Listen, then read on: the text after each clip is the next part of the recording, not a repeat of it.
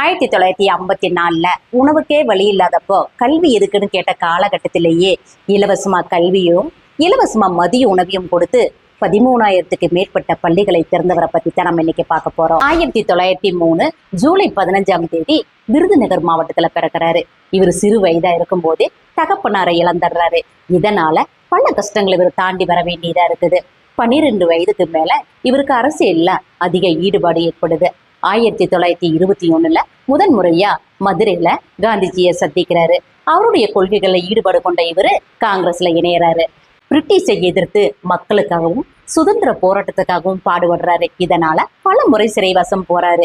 பல இன்னல்களை கடந்து 1954 முதல்வர் ஆகிறாரு. இவரு 9 வருஷம் ஆட்சி பண்ணாரு.